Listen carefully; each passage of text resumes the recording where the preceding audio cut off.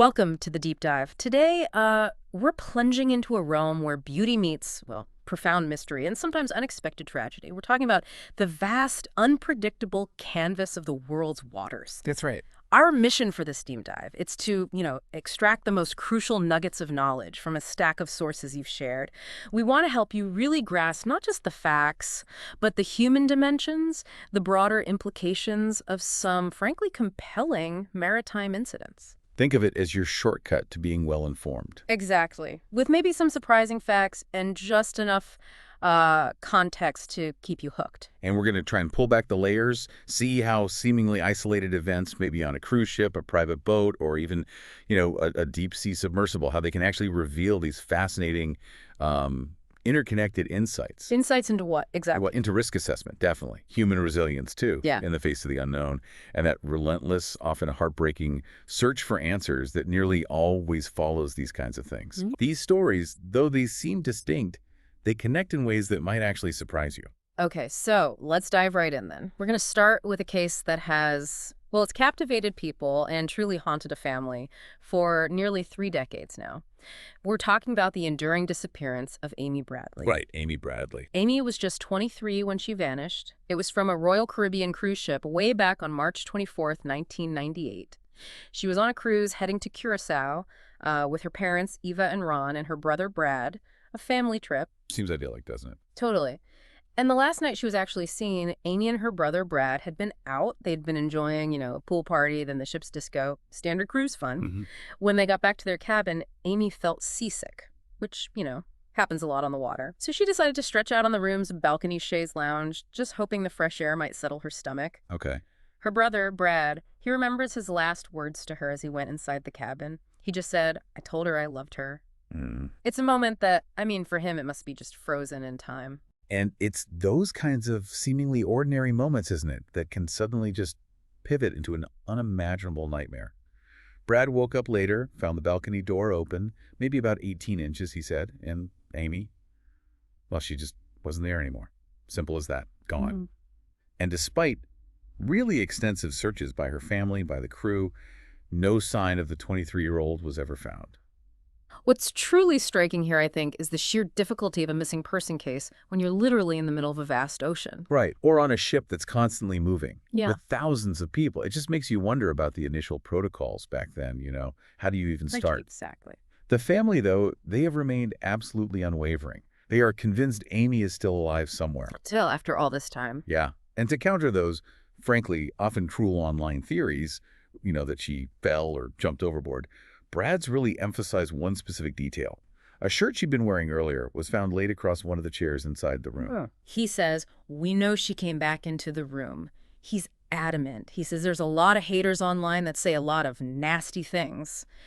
Basically say she's gone, she fell over, she jumped over. I can guarantee those 2 things didn't happen.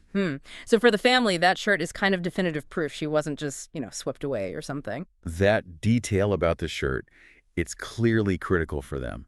It provides a sort of constant anchor for their hope, doesn't it? And what's compelling here is how one specific, although, controversial, lead has shaped their thinking. Out of thousands of tips over the years, there was this one. The one from the Navy guy. Exactly. A Navy man came forward a couple of years after she disappeared. He admitted he hadn't reported it right away because, well, he was visiting a brothel in Curacao and didn't want to get into trouble. Understandable, maybe. Mm-hmm. But he claimed a girl there actually said to him, "My name is Amy Bradley. I need help." This raises a really important and uncomfortable question about the hidden dangers that can maybe arise even in places like cruise ships, which are marketed as, completely carefree and safe. It's a truly chilling detail. It suggests something far more sinister than an accident. And there's been a renewed surge of hope for the family recently, actually. It stems from that new Netflix documentary, Amy Bradley is Missing. It was released just this July. Oh, okay. I haven't seen that yet. Yeah. Well, Brad shared his hope that it'll trigger, quote, "an avalanche of phone calls and emails from who knows where all over the world trying to help us find her." You can only hope it does something. Their enduring resolve is, well, it's truly a testament to the power of familial love, isn't it? As Brad puts it, "My parents and I share this gut feeling that she is still alive. However unrealistic that may be to a lot of people, we're never going to give up." It's a conviction that, I mean, for them, it just transcends time, Yeah. the lack of answers. It really does. Amy's story is, yeah, a profoundly personal tragedy. And its enduring mystery really highlights the sheer unpredictability of what can happen on the water. But her case, while it's unique in many ways, it also connects to a wider tapestry of incidents, doesn't it? Showing us the diverse dangers that can unfold, from sudden storms to mechanical failures and even, heartbreaking accidents closer to shore. So let's shift gears a bit now and explore some other maritime incidents that have also irrevocably changed lives. They offer different perspectives on risk and vulnerability. Indeed. And we've seen quite a spectrum of these events just recently.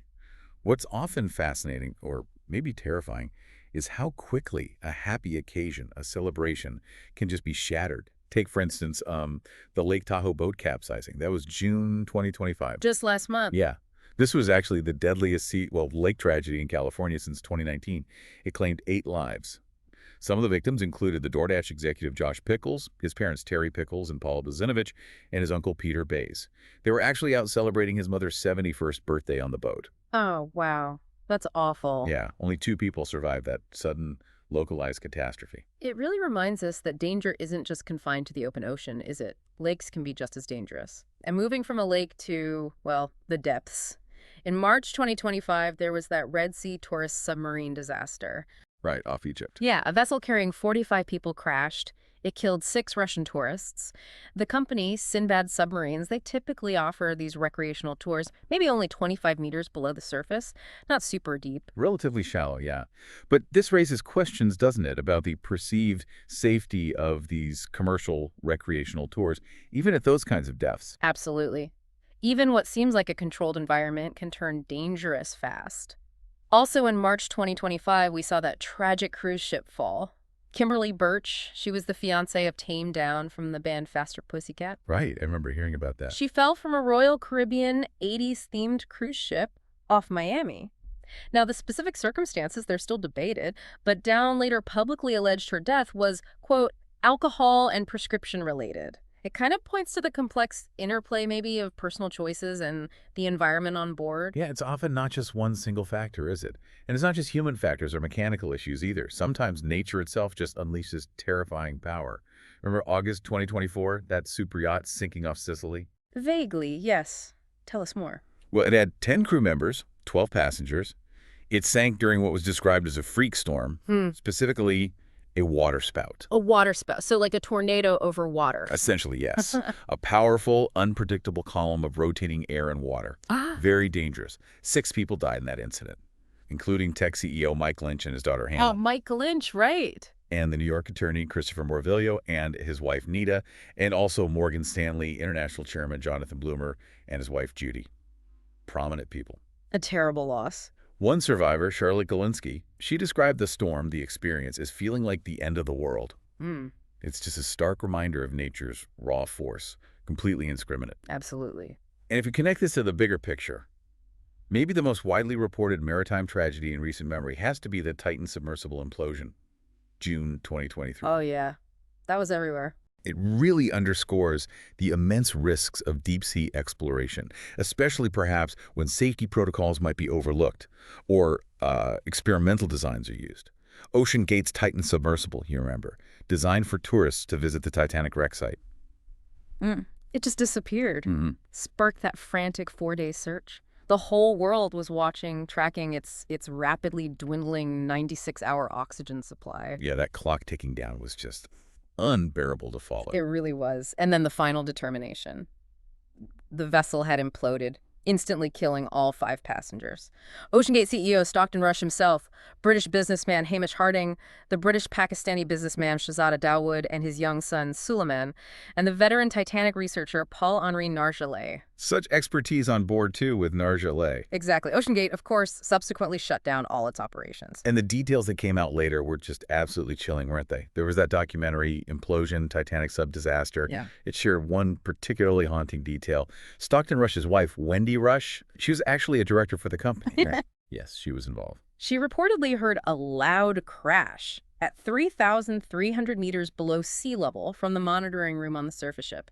And she apparently asked her colleague, just What was that bang? Chilling. That must have been the sound of the catastrophic failure. It sounds like it. The horrifying sound of the vessel's structure just giving way, likely due to that experimental, uncertified carbon fiber hull not handling the immense pressure. It really makes you wonder about the balance, doesn't it, between innovation and rigorous safety standards? It certainly raises that very important question about the perils of potentially bypassing established safety protocols, especially when human lives are at stake in such, well, extreme environments. It's become a real cautionary tale about maybe unregulated innovation in high-risk fields. Definitely. And, not all water tragedies happen in the open ocean or the deep sea, or even involve advanced technology. Sometimes it's a quiet tragedy on an inland body of water, like Naya Rivera's drowning in July 2020, the Glee star. Yes, I remember that case well. Very sudden.